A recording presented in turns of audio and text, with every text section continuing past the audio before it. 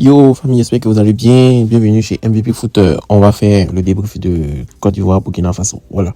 On passe, on a gagné. Voilà. Donc on va vous expliquer tout. On va rentrer dans le fond, en forme et le fond et la forme. Voilà. Donc en long et en large, on va expliquer.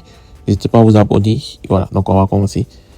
Les éléphants de Côte d'Ivoire ont fait vibrer le cœur des Ivoiriens. Ils ont décroché une médaille de bronze à la CAN U17 au Maroc. C'est vrai qu'on était opposé aux étalons U17 de Burkina Faso dans le match pour la 3e place. Et ça s'est joué à Casablanca au stade Larbi Zaouli. Voilà. Donc, le poulain de l'entraîneur ivoirien Bassiriki Diabati, ils ont arraché une victoire mémorable. Il y a eu 1-1 et il y a eu 4-1 au tir au but. Il faut noter que le grand héros de ce succès, c'est le gardien Chris Kwasi qui a illuminé la soirée avec des arrêts décisifs. Et il s'est offert même le trophée de homme du match. Donc, voilà. On va décortiquer tout ça là. Bon, c'était un match pour la 3e place. C'était pas juste une question de médaille, c'était une affaire de fierté régionale. Voilà, la Côte d'Ivoire, on est de retour à la CAN U17 après 10 ans d'absence. Et on voulait prouver qu'on est de retour au premier plan. Donc, on a eu des joueurs comme Alino Aïdara, meilleur buteur du tournoi avec 7 buts. Les Éléphantaux avaient montré du caractère, notamment lors de la victoire contre le Mali 4-2. Il y a une victoire aussi contre le Sénégal où on a gagné. On a une victoire contre la Centrafrique. Voilà, donc on a eu une défaite aussi contre le Maroc en demi-finale. Ça nous a laissé un goût amer, surtout cette histoire du laser. Voilà. Donc face au Burkina Faso, c'était vraiment costaud. C'était un pays de AES. Voilà. Ces pays de AES, surtout quand tu regardes dans les commentaires, les gars nous traitent d'un genre que nous ne sommes pas. Voilà, Sénégal, Mali, Burkina, et nous traitent d'un genre que nous ne sommes pas, je ne vais pas dire ici, mais heureusement aussi qu'on les a battus, donc ils vont se calmer. Voilà, c'est vraiment costaud.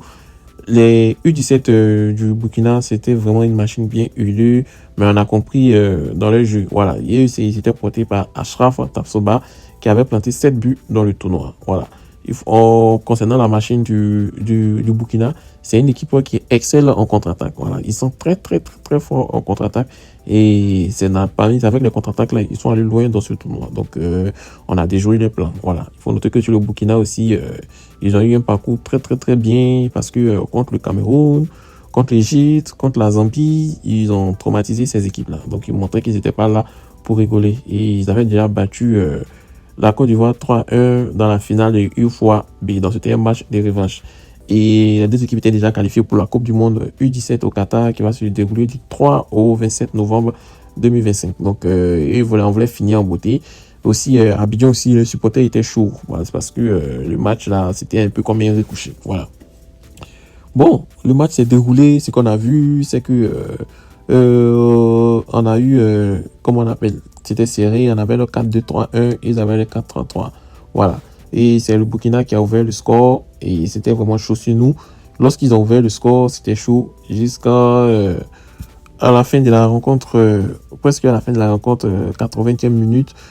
Alino Aïdara marque son but. Voilà, il marque son but. Il y a eu même un carton rouge pour, comment on appelle, le gardien du Burkina. Donc, on aurait pu marquer, mais c'était déjà dans le temps additionnel. Dans l'ensemble, c'était un bon match, mais lorsqu'on regarde, on voit que le coach a fait entrer des remplaçants. C'était pas trop ça, ouais. C'était pas trop ça. Donc, c'est ça, peut-être, il peut dire que c'est ça qui est le péché mignon de cette équipe U17. Parce que on a eu des blessés, on n'a pas voulu remplacer, donc la profondeur du banc n'était pas trop ça. Voilà. Heureusement qu'au tir au but, on a eu Chris Kwasi. Voilà. Et il est rentré dans la légende.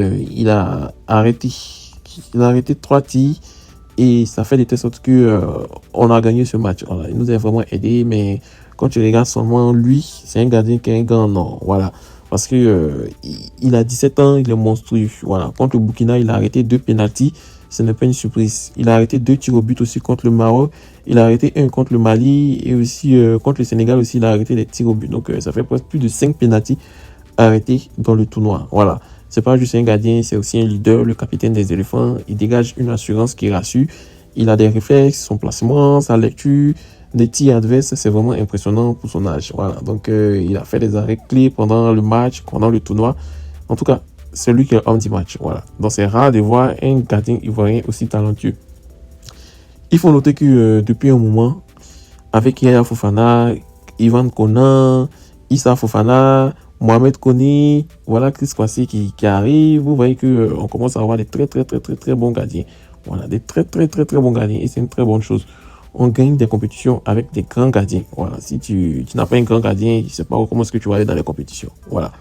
En tout cas, la Côte d'Ivoire a joué intelligemment, donc ça a permis à ce que on use des Burkinabés dans ce match. Voilà, on a pressé, dans les dernières minutes, on a égalisé et on a gagné. Voilà.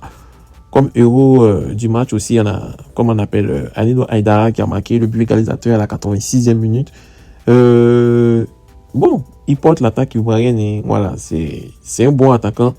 Il a un point de fixation, mais il doit encore continuer sa formation. Voilà, il doit pas rester sous les lauriers, il doit continuer sa formation. Il a tout pour devenir grand. Donc, il faut qu'il continue à bosser dur. Voilà. Il faut noter que cette médaille de bronze, c'est une grosse performance pour nous. Hein. Voilà. Après 10 ans, on montre que la formation ivoirienne est en train de renaître. Et c'est aussi un boost de confiance pour le mondial au Qatar. Donc, on a Kwasi, Haïdara, on a Bamba, on a... Comment il s'appelle le gars là j'ai oublié son nom, il s'appelle Moïse. L'ailier là, Diarasuba. Voilà, Diarasuba, Moïse. On a Somé Aboubakar qui a taclé un Burkinabé. J'ai vraiment aimé. C'est vrai qu'il a eu un carton, mais la manière dont il a taclé, franchement, c'est un milieu défensif qui va vraiment au charbon. On aime bien ça. Voilà, on l'appelle Gadi Sedi. On aime bien ça. Donc, c'est maintenant. Maintenant, on a mi-juin, juillet, août, septembre, octobre.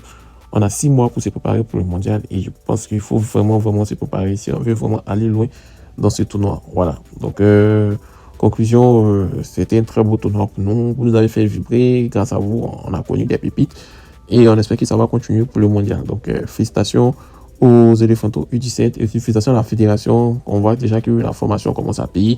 Donc, on vous dit à très bientôt pour un autre début des éléphants.